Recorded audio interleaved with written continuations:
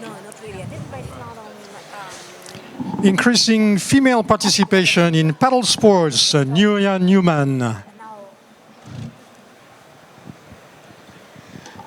Hello, everyone.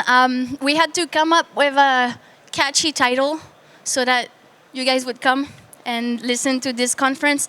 But we're probably going to extend the topic to the place of women in paddle sport and not just necessarily like increasing growth, because the problematic is so much bigger.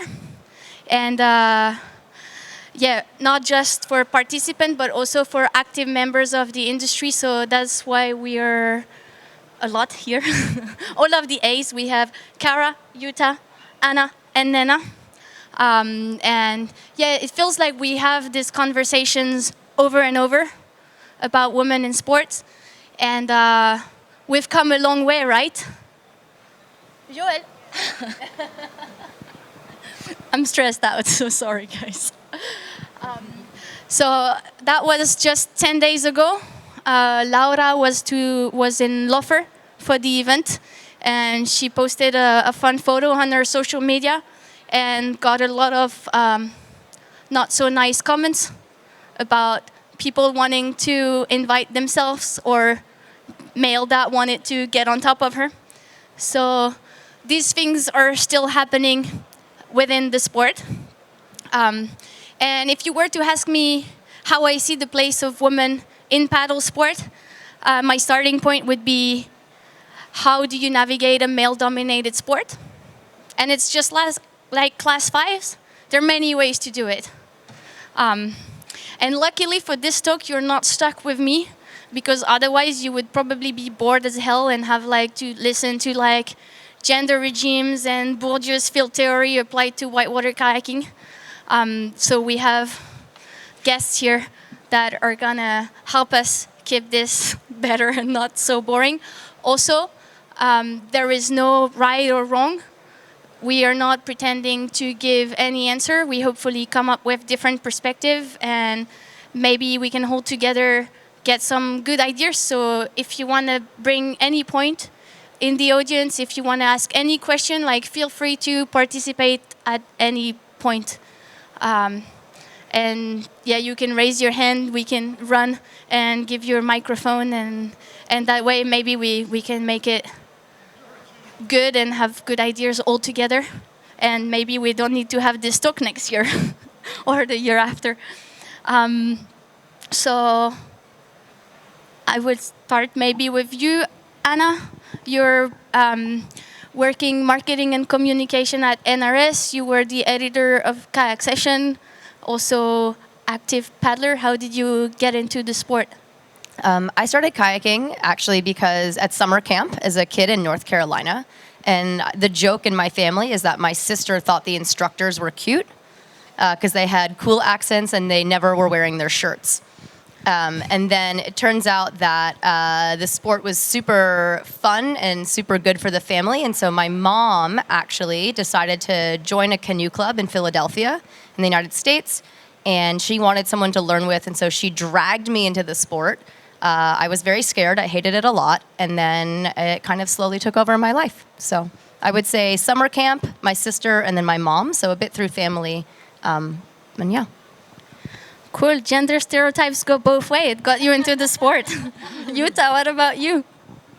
well, I grew up in a family of kayakers, and interestingly enough, I think my mum was a kayaker in the family and then got my dad into it. So, but when I was a child, the whole family kayaked, and I, had no choice. But I'm very grateful to my parents that they introduced me to the sport because, it has taken over all of my life, and I'm really happy about it.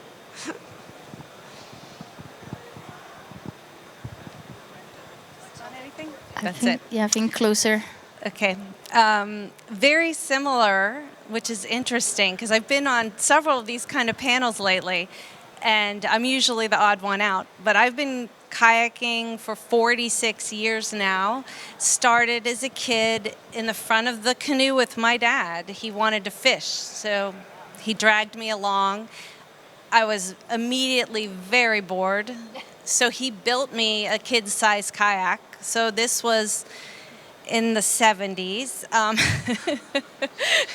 Yeah. John said it was earlier. Yeah, my husband likes to say it was like in the 30s. It feels like it. So I just learned to paddle just going alongside of the canoe, and I could go off on my own. My first paddle length was a 210. I remember that. So probably like twice as tall as me. So, and just like everyone so far, paddling has taken over my life from there. I hope you don't paddle a 210 anymore. What? Naina, how did you get into this sport? So I was introduced to kayaking when I was 13 by my uncle. And I think for someone like me coming from a non-paddling family background, but my uncle was luckily there. So that was like a privileged thing that I think that I could get introduced like that, but because it's very rare from where I come, and I'm very far from any river community. It's 300 kilometers away. So he had a rafting company in Rishikesh, and he said, why don't you just try kayaking? I was there to spend my winter vacations in Rishikesh, which is actually the yoga and the rafting hub in India. And I said, what's kayaking? Because I didn't know how to swim. It was very unusual for me to be in the water because I'd never gone swimming or been in an environment like that. And being small, I was like really scared seeing such massive boats and then carrying them, going to the river. So I think it was the calling of the Ganga River, and I came, and now I think I'm trying to build my life around it. And so, yeah. And I'm going to bounce off the next question. Since you have the microphone already, you can just get started. Did you encounter any limitation as a woman within, your way up to your kayaking career where you're at right now? I think from the start, it was something that I had never imagined that I would even like. Starting from my family, my parents were not happy. They didn't know what kayaking was, and the society and the relatives especially, they said, why don't you send your daughter to a dance class? And I was already a good dancer, but they were like, she can keep doing that, kayaking is not for her, and it's a male-dominated sport, you're risking your daughter's life. So that was the initial limitation, how to get out. But then when I was kayaking, I felt so much discomfort in the sport itself, rolling and swimming again and again and being rescued and by the boys around me. And I had never been around so many men, I came from an all-girls convent school. So we had very strict female environment and very disciplined. And I was like in the world of adventure, and it was very different. So I think the first step was for me to believe in myself and not to listen. And I think when I started kayaking, everyone said she's not going to reach anywhere because she's a woman. And now I'm sitting here and people say she's gotten here because she's a woman.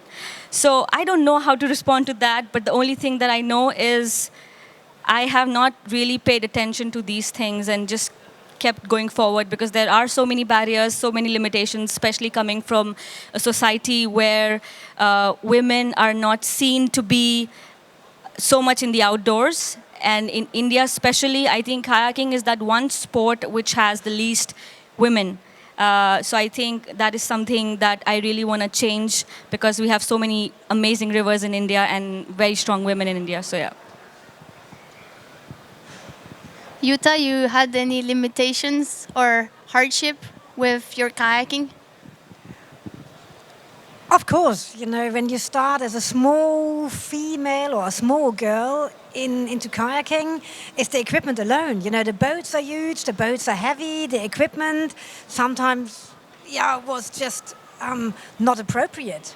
And I think from there we've come a long way. If you look at the industry now, there's so many things that have been done and developed to make life for us, way better in terms of lighter kayaks, smaller kayaks, gear that fits, gear that respects the female anatomy, that, it really, is comfortable to use. So in that way, I think we've come a long way.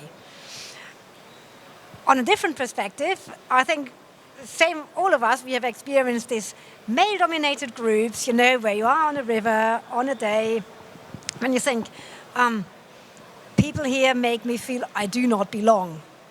And you have to fight for your place and say, no, I do belong here, you know, I'm capable as the same as you are. So I think, I had this experience in my life. I'll speak to that. And so, you know, while those of us up here, I think, are primarily whitewater kayaking in background, we all have engaged in other types of paddle sports and worked in the industry. I worked as a raft guide, as many people I'm sure here have, like when coming up and learning how to kayak. And I was telling New the other night that I actually had a boss when I was learning that told me point blank, it doesn't matter how good you are as a guide, you will never be a trip leader with this company, because in times of crisis, people don't look to a small female for leadership or to feel safe on the river. They want to see the biggest guy out there, even if he's not the best guide or the best trip leader. And I was like, F you. You just lost me. Like, I'm one of your better guides, and I'm not going to continue working here. I'm going to go out and find people that aren't focused on my gender or these limitations that you're perceiving based on my size or my age or my gender or any of that, and like look at someone that like sees my skills and sees my willingness to work hard. And I think that's like I think that speaks to a lot of the social economic barriers that exist outside of paddle sports, and like for women in sport or women in male-dominated fields as a whole. Good luck with that, Kara. I guess I have to echo a lot of the same things. As Jutta, the gear starting out as a small woman was certainly a challenge that has gotten better and continues to. Like Anna said, I taught kayaking for a long time, and I at one point had a group of male students come to me and looked at me and said, we're not going on the river with her. They proceeded to go on the river with me because there was no one else to take them, swam in this gigantic hole, and I had to rescue all of them, of the people all over my boat, gear, you know, got them all back on the shore, and I got a big tip at the end of the week, and they loved me. So we do have to fight a little harder, but it worked out. More recently, I think the thing, and my biggest pet peeve, is that I own a company with my husband, Immersion Research, and every time we started it together, every blood, sweat, and tear together of this adventure we've been on for almost 30 years, everyone assumes it is his company. Everyone. Just 2 days ago, someone looked right to him and said, tell me about your company, and what do you do? They always say to me. The cooking, right? Yeah, definitely not the cooking.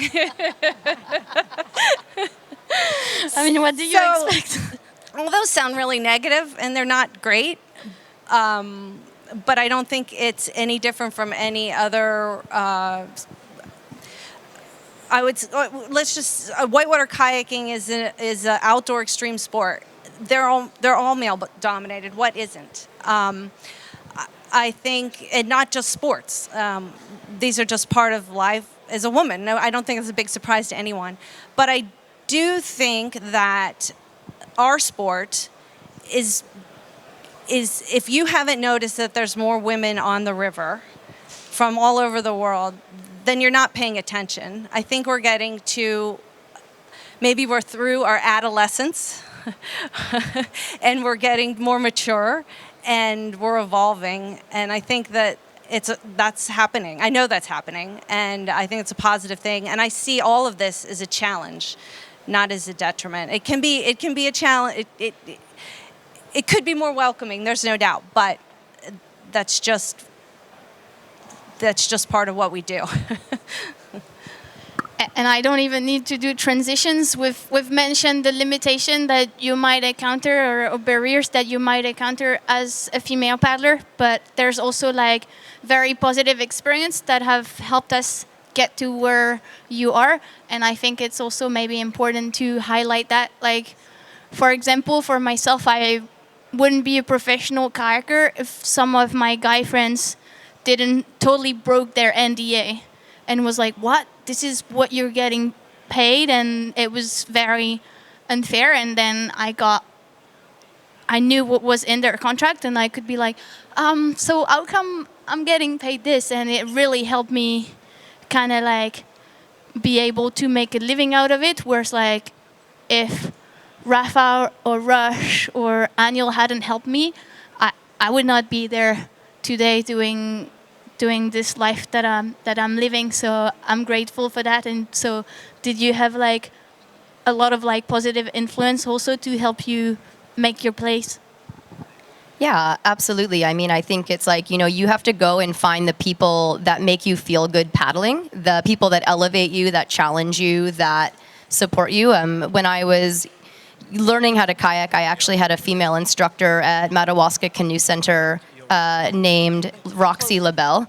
And she was one of the first people, instructor-wise, that let me progress at my own pace. I think I learned some of the technical skills fairly quickly, a lot faster than I learned to read water. And I was really scared. And I spent a lot of time being really scared. And there was a lot of expectation of almost ironically, that I should be able to do more than I felt comfortable doing. And so finding like her as an early mentor that let me progress at my own pace. And then later finding bosses that believed in me and believed in my skills was a really helpful thing. And then, I'm going to detour slightly and cut me off at any point, New. But I think it's interesting, living in White Salmon, Washington, I mean, there are so many women kayakers. Like, it is a rare day that I am on the water without seeing women on the water, whether that's paddleboarding, whether that's sup foiling, whether that is whitewater kayaking, whether that's the raft guides. And maybe that's unique, or maybe that speaks to the growth that we're seeing. But when I look at the women around me who are starting and learning these sports, and what I see in them is community, having people to learn with, having people to push themselves with, having people to challenge themselves with. It's made me think more about my path. And while I can speak to mentors and I can speak to bosses, I think a lot of it is having good female friends that I enjoyed being on the water with, and made it more fun to learn, and made failing feel less detrimental or less devastating.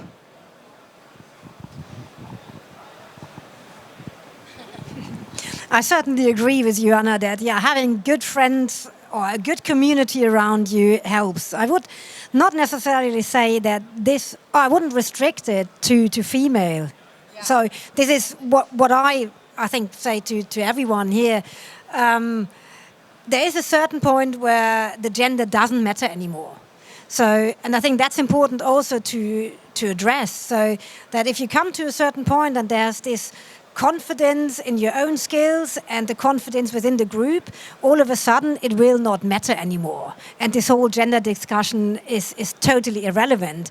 And I think this, for me, were the best moments, being out there, either in very challenging environments, where, out there in the wilderness for 3-4 days without any support, and you're with this small group and you have to rely on everyone the same, no matter, how big, how tall, male or female. Or just recently when, I was kayaking the Grand Canyon with my family, and we had the 4 kids with us, and it just, didn't matter. The son, the daughter, the dad, the mom, we were just all together having the same experience. And I think this is where I would like to come to more often, that you just in this environment as a group of kayakers together, and everyone, is sort of perceived and treated the same.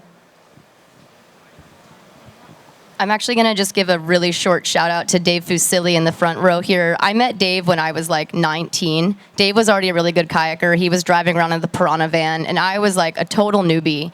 And people like Dave, I got to come along for 6 weeks, maybe more, riding in probably had no idea what I was doing in the creeking world or in a lot of the kayaking world. And I got to come and ride along in the Piranha van. And even though I wasn't at a level to run a lot of the rivers that they were running. I was able to tag along to help run shuttle, and they would, they would kayak with me in some places, and I would run their shuttle in others. And it was having people like that bring you into the world to show you the full part of it on and off the water is so important. And I will say it was like a huge learning experience and like a really crucial part in, I think, turning me into the paddler and like the person that I am in paddle sports today. So, hey, gotta shout out Dave. Yeah. Yeah. Sorry, Naina. Yeah, so I think for me, it's when you have the right intent, everything is great. With what intent you want to support someone, it makes a big difference. And then it doesn't matter if you're a woman or a man. Like when I got the initial support or when my journey as a paddler started, it was all from my male mentors that I had around me. My uncle Eddie and my first instructors, they were all men. And I think whatever they did for me, it's unmatched. And I have so much gratitude to all the mentors I had. But along the way, I also have to mention about Spade, because when I had my first boat, I think that's when I felt that I am seen and I can be supported as well to have a boat, because that was a big thing, having a boat of my own. And it took 3 years for me to have a boat because it just couldn't come to India. It's hard having boats in India.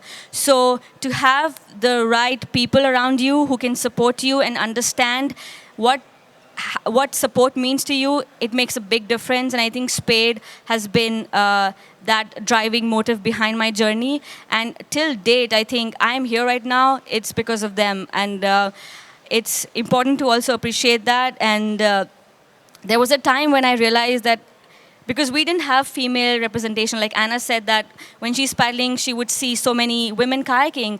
It's very rare in India. I will not see. Now, of course, there are Ganga girls paddling, but like back when I started, there were no girls around me. And of course, I had heard the name Nouria. And when I used to look up to her videos, it was insane. And so to have the representation, it makes a big difference because it makes you feel that if she can do, having the same body biological type, you can feel that you can do it too. And so yeah, like to have the right support, it means a lot coming from a man or a woman. And yeah. Yeah, I guess I should speak to positives too. To piggyback on what you're saying, when I started kayaking, there weren't a lot of women on the river. It was rare to see one. And when I did, I was I didn't realize at the time, but I was like, oh, there's another woman out there.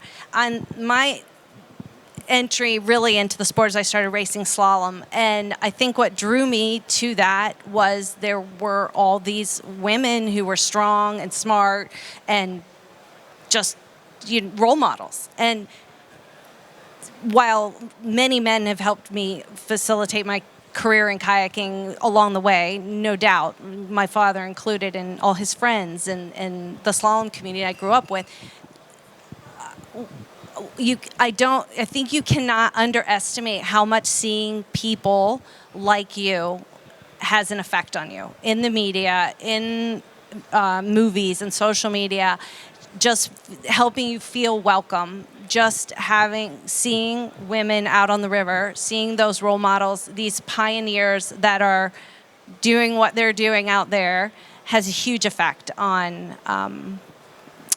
It did it to me as a kid, and I know it does to other women. And you don't want to underestimate how important and powerful that is. Even traveling in the stinky Demschitz van can be like a constructive experience. Who would have known? One of the best ever. I feel like that goes to the next point where like how can we change things and bring positive. And I think what's really cool with that conversation is there are so many ways. It can be the support from your mentors, your friend, people that you meet along the way, your crew. That can be like women or men, when you're swimming in a hole, like you get the rope. It doesn't matter who's throwing it. You're just stoked to get out. And I think those things that sometimes they might feel insignificant. You know, it can be a coach that is teaching kids and treats them very equal, whether they're little girls or little boys. And so all those things are like affect. And so my next question is like, what are the positive change that we can make?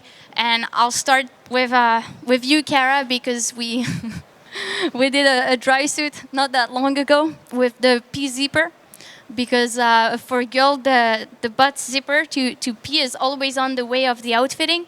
So for some girls they find it very convenient, but with Anna Wagner and Nicole we hated it, and so we were like, we want a dry suit with the men P zipper, but if it's too high like the men, it's harder to use the shiwi, so half of the time you're peeing yourself. So we had to come up with like a different shape and convince them that it was a really good idea when really it's a really shit idea, because we realized that a lot of the women are not comfortable using a plastic device to pee standing. And so like my question to Kara, maybe it's a bit off topic, is like, at which point you're like, okay, I know this is a bad idea, but I'm still gonna go for it. Okay, you didn't know we would get into anatomy today, but it's so yeah. We some of our top team paddlers really wanted us to develop this dry suit, which we guessed that we wouldn't sell as many comparatively to our dry suit that is easier to get into. We probably sell 5 of those or more to everyone.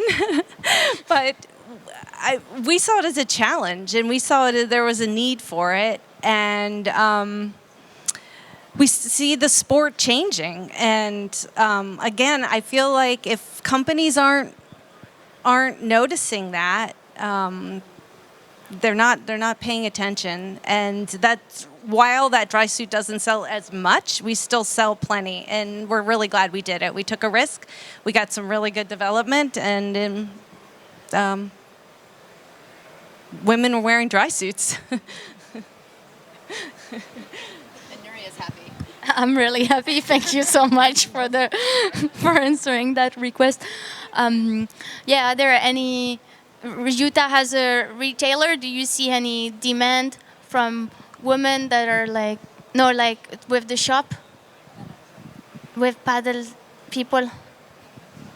Do you see any specific demand, or do you see things that could be improved for women within the gear or anything?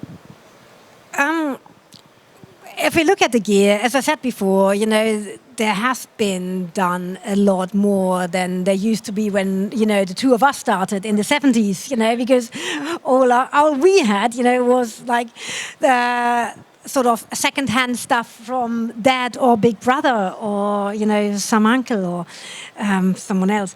But I think most important for me were the boats, that when I started freestyle, when I look back at my first freestyle boat, it just was far too big, for anyone's meaning. And if I look at the boat, we are paddling now, I think, oh God, if I had this, 20 years ago, how much difference would that have made to my progress and, the ability to learn and to just enjoy what I was doing. Because I think that's the limitation, if the gear doesn't fit, then it's hard to enjoy what you're doing. It's like, no one expects someone to run 100 meters very fast in shoes that are three numbers too big. So it's not a good experience. So and therefore, I think, especially with boat designs, I'm very happy that I can now choose between different brands and different models that are still my size, and that it's not just, the one small boat, for the small person anymore. So I think that has been a really huge, change in that. So, and I hope that, this will carry on and not just feel, we've done this, so we move on and, scrap all of these again at some point. I know Kara wants to roast me with the small and big boats. Go for it. Some of us have been quoted as saying that small women don't need to paddle small boats. So I have another thought about that. I did some math, and okay, I had to convert pounds to kilos, so it might be a little rough. You can check on me. But this is, I have 2 points. One is boat weight. Okay. So if you take, and I see some boat designers over here. If you take the percentage of our weight here versus like an average male, we're talking like maybe 25 kilograms, right? And if you take the boat weight, that weight to boat ratio is about 30% for a male and about almost 45% for us, a smaller female, right?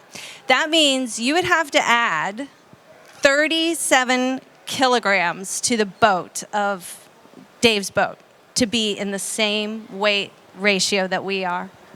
That's a lot. You couldn't Right? keep up.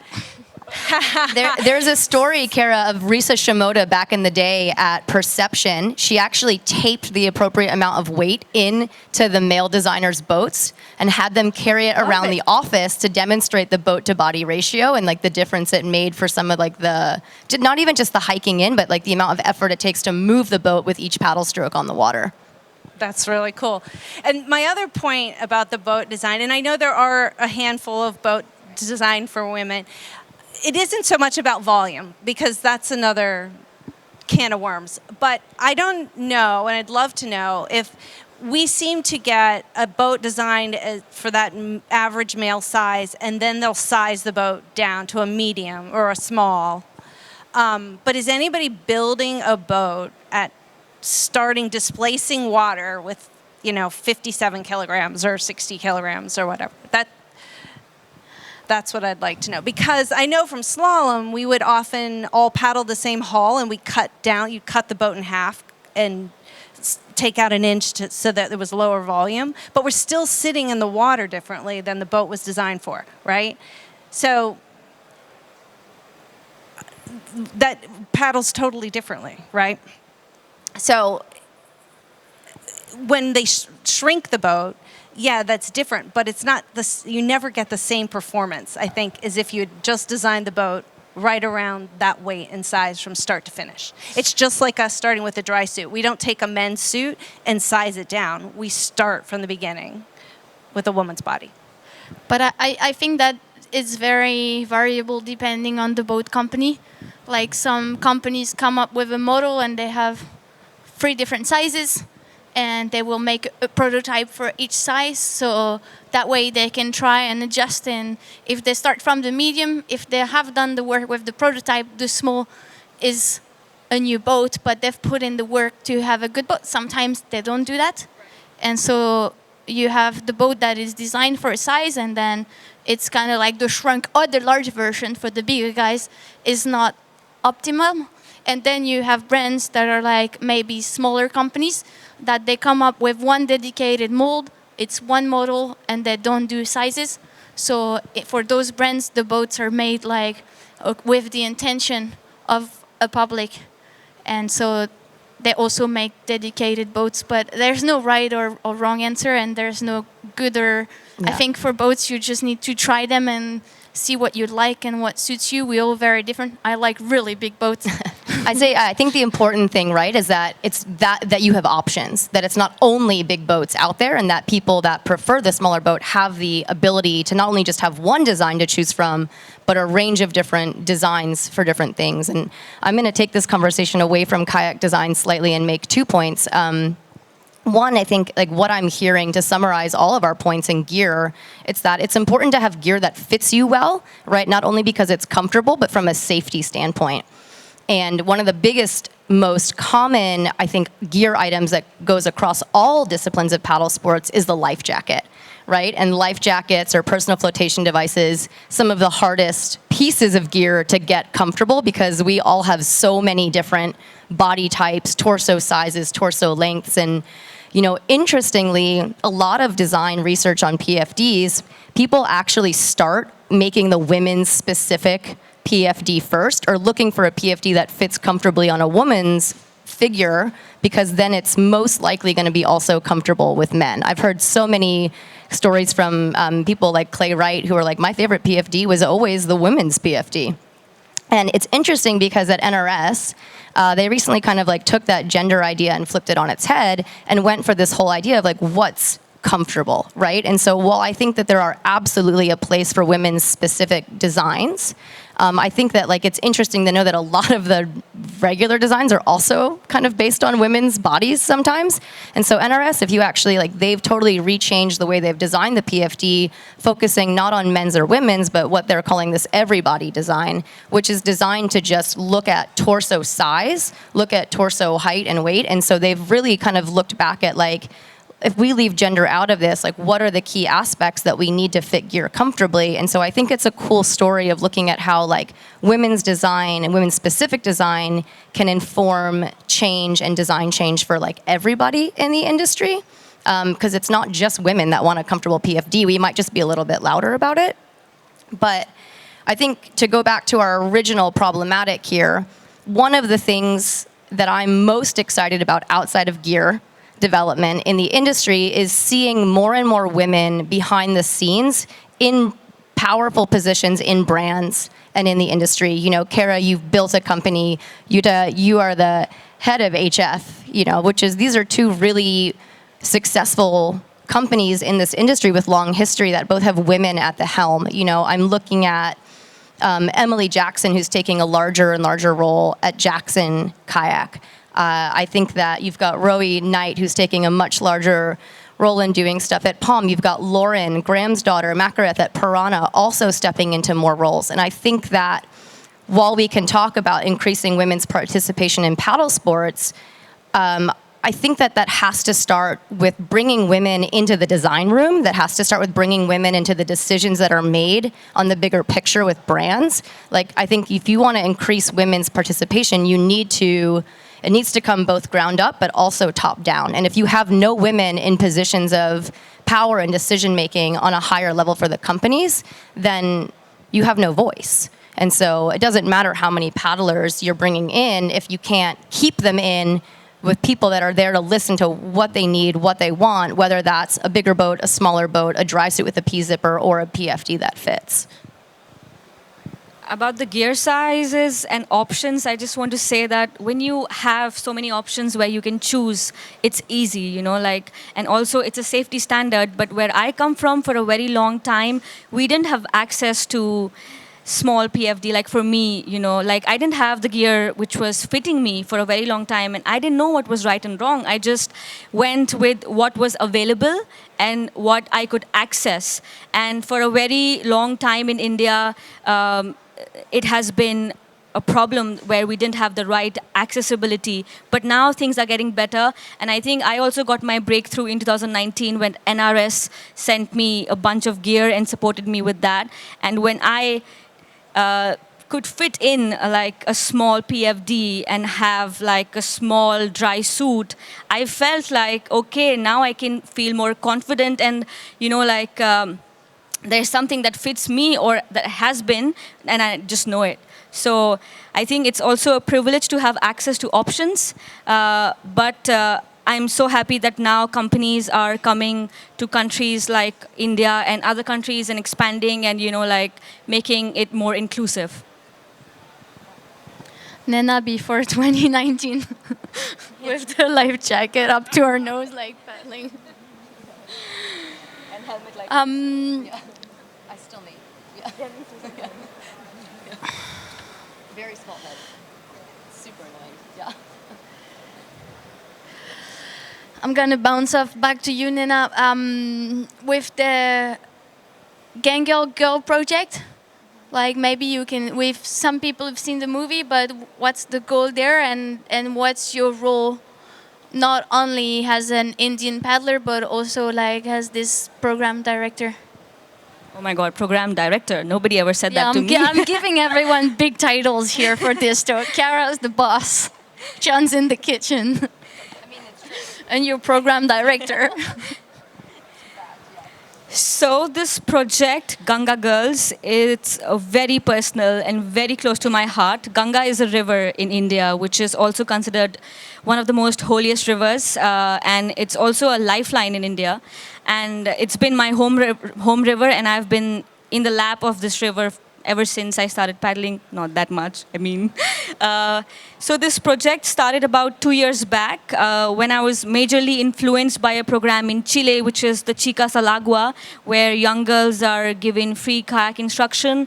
And I was there with the support of NRS and my friends, Brooke and Haley. And when I saw that I could paddle with girls outside India, then why can I not have girls in my own country? Why can't I have a river family back home? So as soon as I came back home, I said, I've been alone for a very long time, you know, and now I want to see some more females around me. So I decided to start by a river expedition, but I don't know how to start. So there were some girls who were living on the banks of the Ganga River who actually had all their brothers, entire family, raft guides for a very long time. But the girls were never given that opportunity because they were never seen in those roles of going out there, being a raft guide or a kayaker. And then I said, if I was living on the bank of Ganga River, I would be kayaking every day. So let's just start with you. And I took them kayaking. Of course, their family was not happy where I was taking their girls. You know, it was hard for me to make them trust that, please, just give them one chance, let them come out of the household and this patriarchal system, because they were in the houses, their normal day would be like helping at home, going to school, and at some point get married. And, you know, not choose themselves. And I think for me, it's been kayaking has been a very big transformation in my life. It has given me confidence in ways that I think I cannot imagine, just that you need in life in general. So I went to them and I started kayaking with them, and their brothers were also a little apprehensive that our sisters will be kayaking, you know, like, is that possible? And then when they started, it was also the first time they got out of their houses and saw the real world. And then when they started kayaking, they saw so much potential in themselves and started valuing themselves more than just limiting, you know, or being under this thing that a deeply rooted, embedded thing that we have in our culture, that women are supposed to be like this. And when they did the first expedition, it was also my first time doing a multi-day on the Ganga River with the girls. And I felt complete. I felt like this is what I've been waiting for. And that was one of the most beautiful experiences. And I think, coming back to the main question, that what is this project about?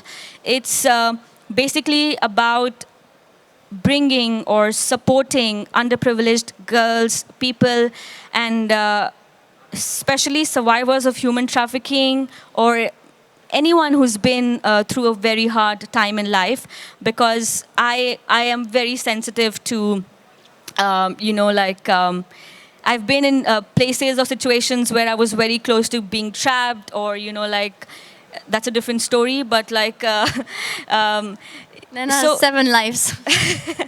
So, you know, because these people have gone through so much hardship in their life, being trafficked and not being able to choose what you want. So these girls are actually survivors of human trafficking, and the idea is to make them experience kayaking and the power of healing from the Ganga River, which is actually one of the most holiest or spiritual rivers in the world.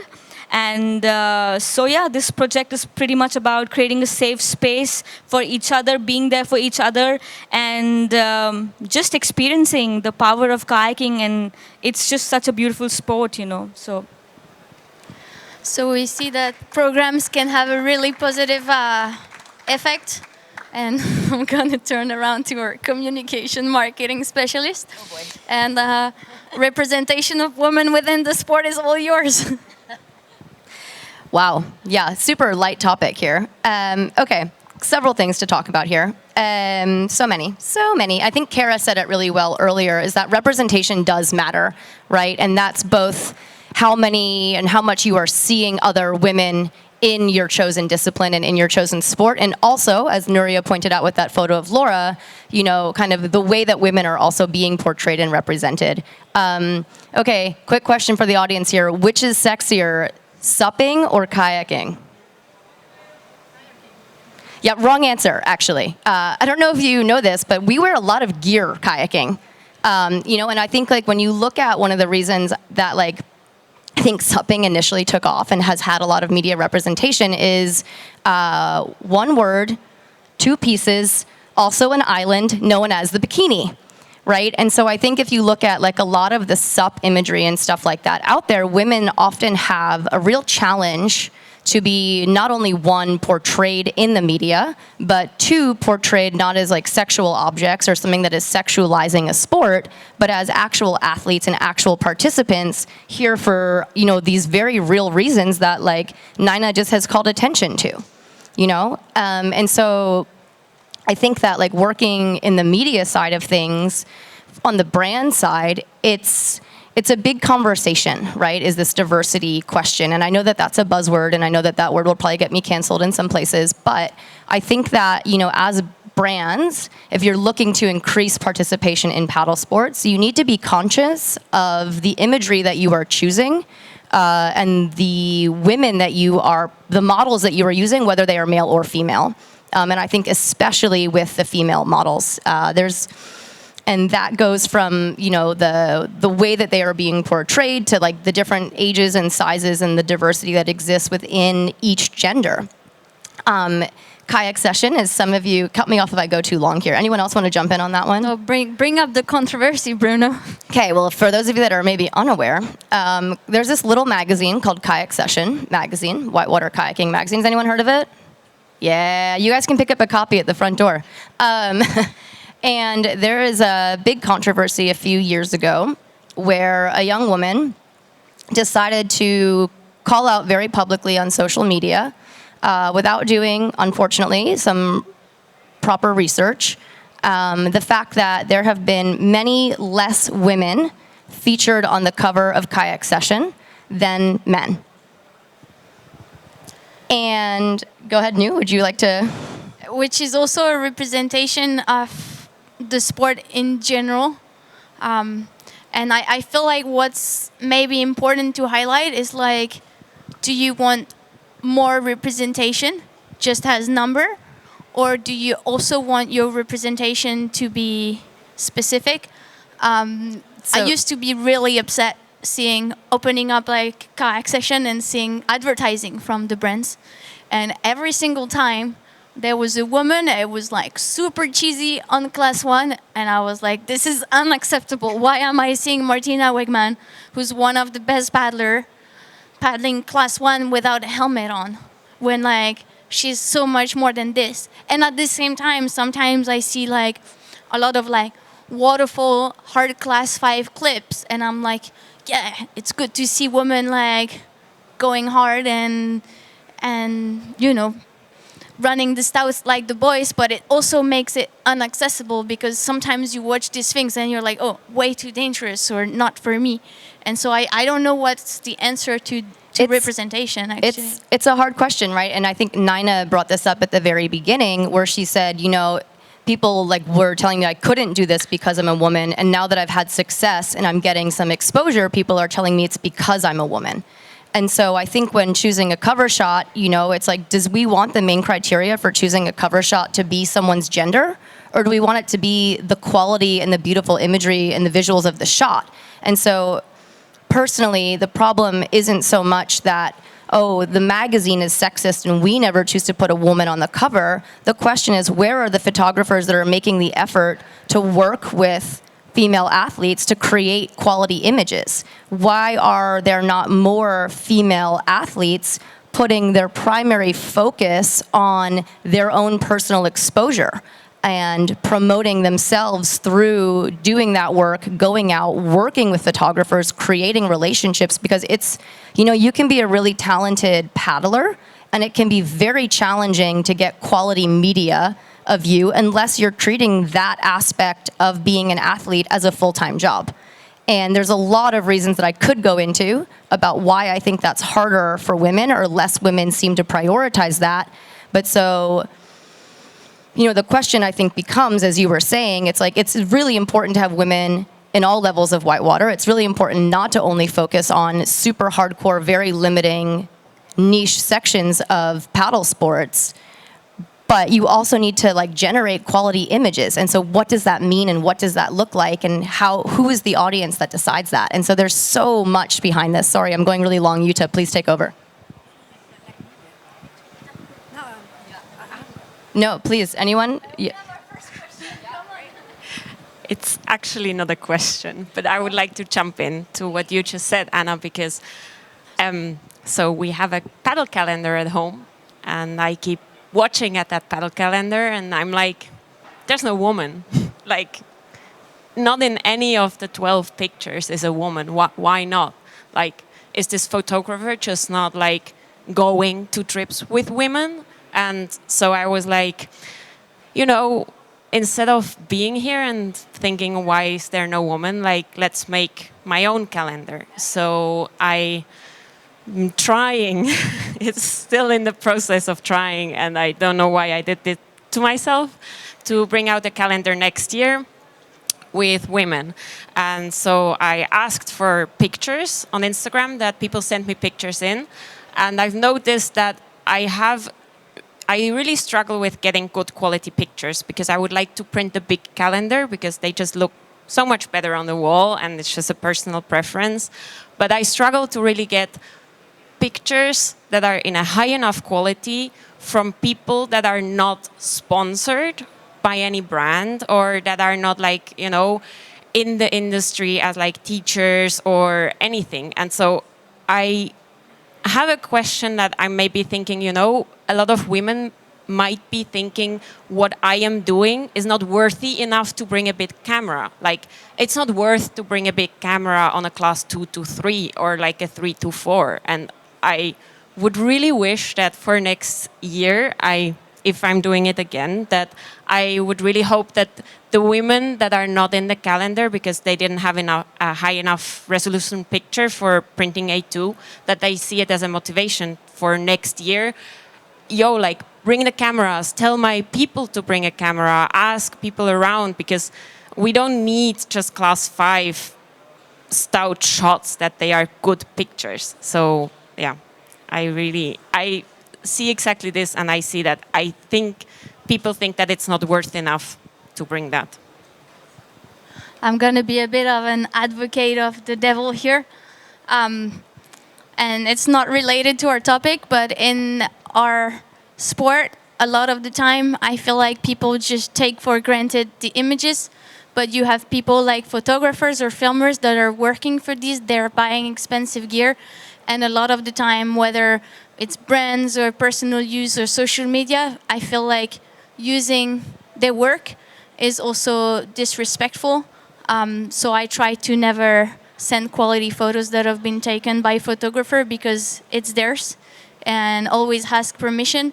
And because we've seen too many of these things happening, and some of the best photographers in the sport, whether that's Jasper or Eric Parker, they just stopped shooting because brands were not paying, and now we don't have too many good people, and so we have to take care of them and not steal their work.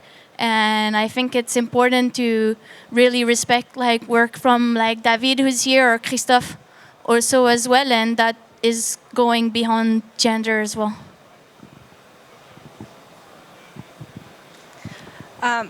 To your point about media's portrayal of, you know, waterfalls in class 5 and whether that's intimidating, I feel like I've heard that argument pretty much my whole life, always.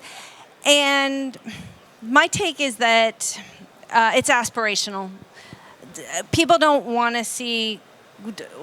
Are we motivated to just paddle class 2 and never want to progress? I think you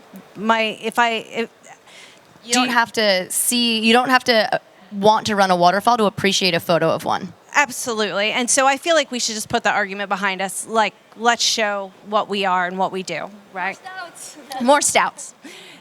Let's just leave it at that. So if you look at this, the whole point of this conversation, women's participation in the sport, we know that, you know, the world is made up pretty much of 50-50 men to women, right? More or less. Is that the ratio in this sport? Absolutely not. I don't know what it is. I don't know if anybody has that statistic. No. I can speak like to the metrics that you see on social media accounts, which is like typically like a 60-40 split is really good, and most of the time it's like roughly 70-30. So 70% men to 30% women that are like following or engaging with content in a lot of in different paddle sports brands. Okay. Yeah. Right. So I guess when we're talking about barriers, I think we just we've talked about some of them, and I feel like we're moving towards a place where it's the barriers are the same for men and women in the sport. Like it's not the easiest sport to get into, right? Like it's scary. And so it's scary to men and it's scary to women. That's the bottom line. But that's never going to go away. We can't make that go away.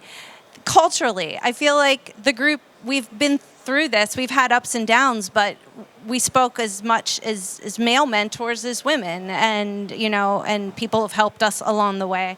I think that in terms of like the media coverage on the power of seeing women in this sport doing these things, I think we're reaching a tipping point from people, and it has to do, I don't know the answer exactly why, if the sport's growing or maturing, but we're seeing more women leading the charge. I think one, if not the best kayaker in the world is sitting up here right now. Yep. Kayaker, period, male or woman. And I think what we're going to see is the ratio of the cover of Kayak Session, women's representation going up. It's going up, and bringing the photographers and the good cameras and getting that's work we need to do. And some of us, are still running that stuff, are doing it. Yeah. So and I think we're just seeing it's a challenge, and it's improving. It's getting better. Yeah, and I will say, well, there might not have been that many images of women on the cover of Kayak Session. There is female representation in almost every issue, whether that is an interview, whether that is in the gallery, whether that is in the columnists. I think it's like if you can't do it somewhere, or just because it's not happening the loudest doesn't mean it's not there. Well, yeah, following up on what you said is, representation, and we have to build on it. And I think, that's why we are here, each in their role, to try and inspire people, to inspire young girls to start to paddle, to inspire young adults who pick a profession to maybe think about, I could work at a brand, at an established brand, or I could, I've got a good idea, I can come up with my own brand. Just try to really get more ladies, female paddlers or female professionals involved, and also maybe, inspire them to live to their potential, because there's no reason why they can't do what we are doing and what the men in the industry are doing. Is just to create like opportunities and help along the way to get more numbers in several roles than we have. Was that our conclusion? Or Bruno, you want to add something? Are there any questions, comments? No? Sweet. See, we came up with a question and we have absolutely no answers for you. Thank you for listening. We tried. I feel like there is also, we always approach it as like women, but we are all different. We have different needs. We have different aspirations. And, we also need to make space in this sport, not just for women, for everyone. And it doesn't matter what's your gender, where you come from, and I feel that's going to be the next big challenge of paddle sports. It's a hard sport to get into because you're scared, you're wet, it takes a lot of gear, you need someone to teach you. So I feel like the main challenges are going to be to find a more inclusive way to get within the sports, whether that's through the club, the program, access to gear. And there's so many ways to do that. And I hope that everyone around here have really cool ideas and that they do it, and we can all support each other, whether we want to paddle small or big boats.